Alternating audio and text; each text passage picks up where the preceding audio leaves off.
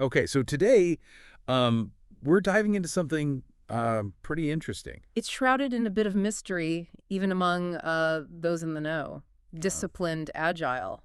you sent us a really interesting collection of materials on this. Articles, forum discussions, even a conference presentation abstract. And it seems like the role of a Disciplined Agile Scrum Master, or DASM, is key.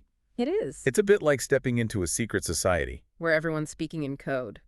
But once you understand the language, the possibilities are endless. Ooh, I like the sound of that. So where do we even begin with this secret society? The phrase beyond waterfall keeps popping up. What's the deal with that? It's all about breaking free from the shackles of traditional project management.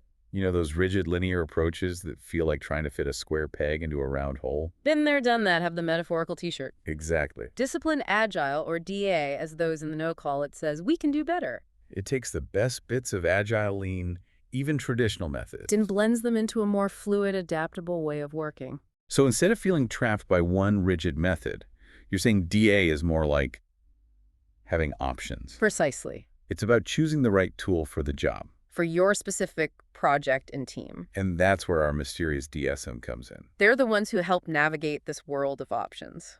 Okay, you've officially piqued my curiosity. But before we get lost in the weeds, let's take a step back. For someone hearing about Disciplined Agile for the very first time, How would you describe it?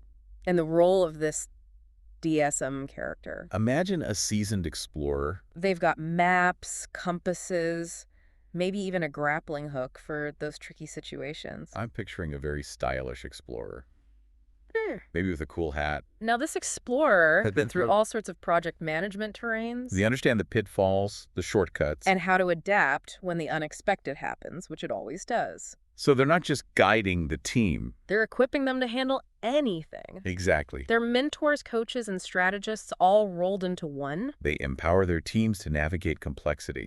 Make informed decisions and deliver exceptional results, all while embracing change. This DSM sounds like quite the intriguing figure. And from what I'm gathering, their toolkit is more than just sticky notes and task boards. Oh, absolutely. We're talking about a collection of frameworks, guidelines. Even practices drawn from various disciplines. It's the secret sauce that sets DA apart. Okay, now you're just teasing us. Oh, what kind of frameworks? What guidelines? Spill the tea. Patience, my friend. We've got plenty of time to unravel these mysteries. But for now, let's just say the DSM's toolkit is what allows them to optimize flow. Optimize flow. But that sounds intriguing, but also a bit cryptic. What exactly does optimizing flow entail in the world of disciplined agile? And how does it affect a team's success? Let's just say, it's about removing the roadblocks that hinder progress. And sometimes those roadblocks are more than just technical glitches or missed deadlines. They can be deeply rooted in the very fabric of how a team operates. Oh, this is getting good. We're talking about the human element of project management now. But I have a feeling we've only scratched the surface of what optimizing flow really means in the context of Disciplined Agile. You're absolutely right. But we need to take a short break. We'll delve deeper into this and uncover more about the DSM secrets in our next episode. Don't you dare leave our listeners hanging. You've just opened Pandora's box of project management intrigue, and now we have to wait.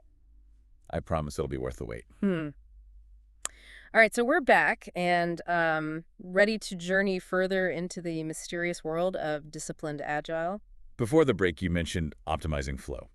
And hinted at some pretty deep stuff. You've got my full attention. Tell me more. Well, remember how we talked about DA being like having a toolkit? Imagine reaching into that toolkit and pulling out emotional intelligence. Okay. Didn't see that one coming. I thought we were talking about project management frameworks, not therapy sessions. It's not quite therapy. But you're picking up what I'm putting down. A DASM, you see, understands that a team isn't just a collection of skills and job titles. It's a dynamic system of individuals with their own motivations, anxieties. And ways of communicating.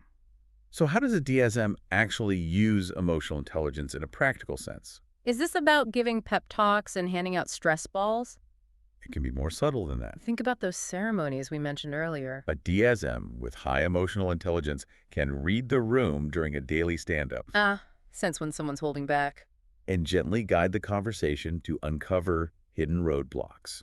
Okay, now that you mention it, I can see how those seemingly simple check-ins could become really powerful tools with the right DSM at the helm. it's not just about what people are working on. is about how they're feeling and how that impacts the team's flow. You're getting it. It's about fostering a culture of trust and psychological safety. When a team feels safe to speak their minds, to admit mistakes, to ask for help, That's when the magic happens. and that's when those roadblocks start to crumble, right? Because you're no longer just dealing with the surface level issues. But also addressing the underlying tensions or communication breakdowns that might be hindering progress. Precisely. It's about optimizing flow on a deeper level. The human level. And that, my friend, is where a skilled DSM truly shines. They understand that a happy team is a productive team. And they create an environment where both can coexist. This is all making a lot of sense, but I have to ask. Is this something you can learn from a textbook?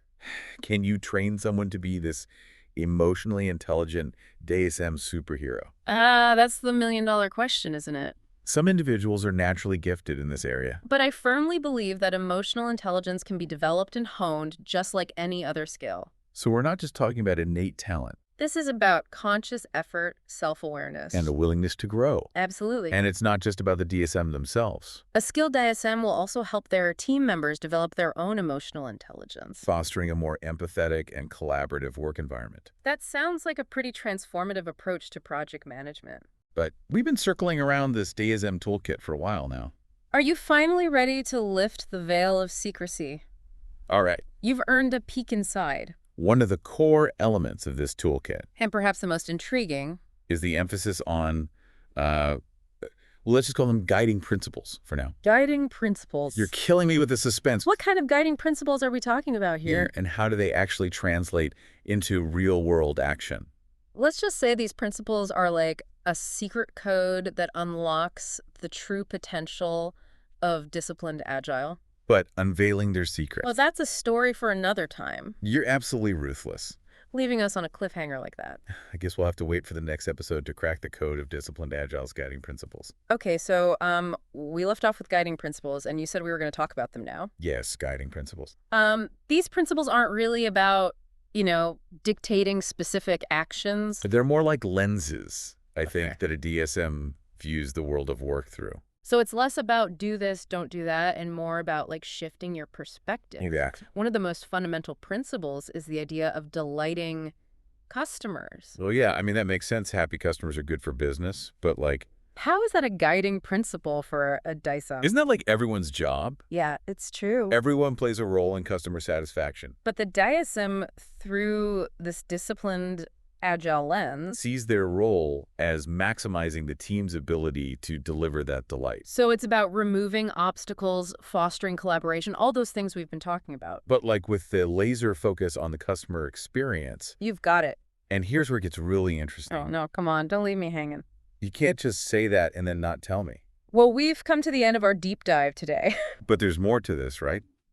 Oh, the DISM toolkit? It's full of surprises. So we're going to take more about the DISM toolkit and all this We'll uncover more of them. in future episodes. Until then, keep those minds agile and those questions coming.